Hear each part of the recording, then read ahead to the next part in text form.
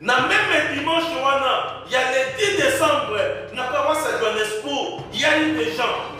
Ndenge na oti koloba, situation ya Afrique du Sud, ezali na batu oyo bazali ko boutique yango, ezali na batu oyo bazali ko canaliser. Alors to pesa batu oyo balobaka ete église Kimbongis na Afrique du Sud ezali en otage.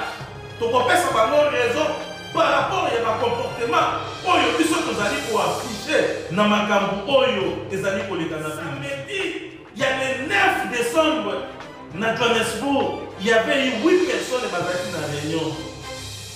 Na kati ya réunion wana nde bayokanaki balobi, il faut que ça la quelque chose. Pour comprendre profondément et puis spirituellement, ndenge nini bato bazali ko canaliser likambo oyo, bazali ko kotisa bandimi mingi na libunga ya koloba ete bandimi bateleme la signature à moto. Alors na 4 personnes oyo bayaki dimanche na tongo baye bakangi paroisse, bakangi porte ya paroisse, culte et se déroulaka neti toloba neti na temple, bakangi temple na cadena mususu ya sika oyo bango moko basimbi fongola na tata mama tozala bandimi ya solo. Soki balongoli yo na poste batie motu mususu elakisi ete lingomba ekufi. Soki balongoli yo na poste batie motu mususu elakisi ete balongoli yo na lingomba.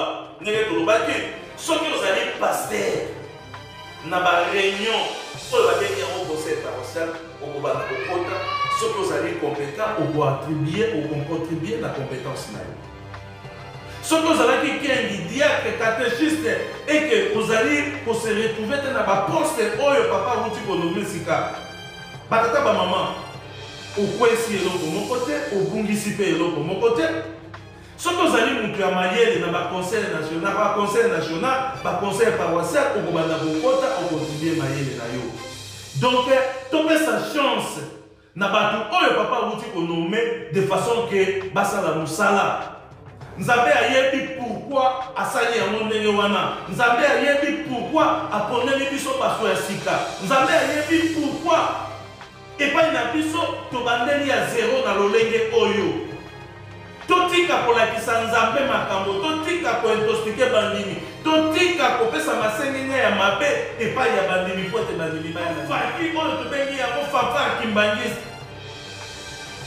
Bango nyonso basabsente na église à part kaka effective oyo bozali komona rejeter la faki ba yete na église pour la raison